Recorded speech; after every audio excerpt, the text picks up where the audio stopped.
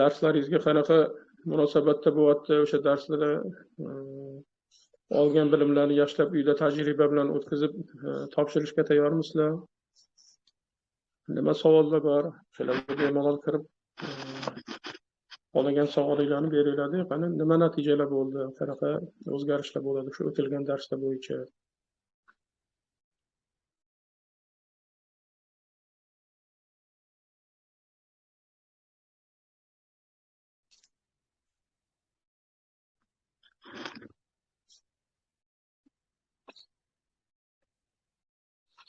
Ziyoda, tayyormisiz?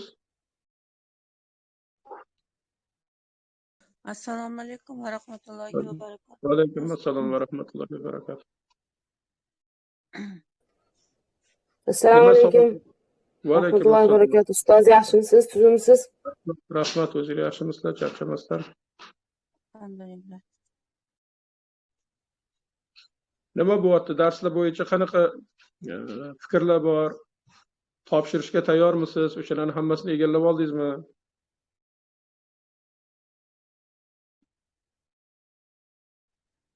Tushunmagan joylar bormi?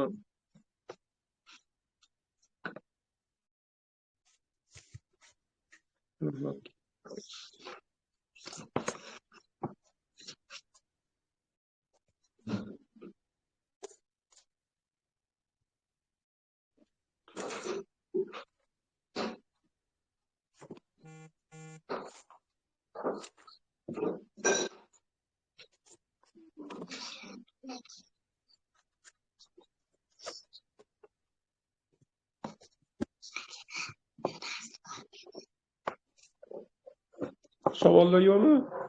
Savollar bo'lmasa, keyingi darslarni boshlaymiz bo'lmasam. Xo'p.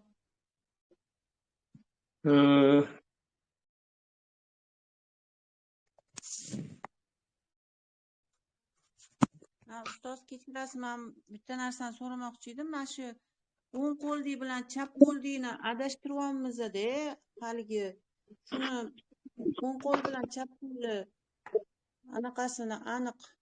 Mana shu asosan kaftni pastidagi anaqa nuqtalar o'rni o'zgaradi-da, to'g'rimi? O'ng qo'lda o'ng tarafdagi narsa chap qo'lda bu chap tomonga o'tadimi? Shuni anaqa tushunib ololmayapman-da. Ha, endi mana siz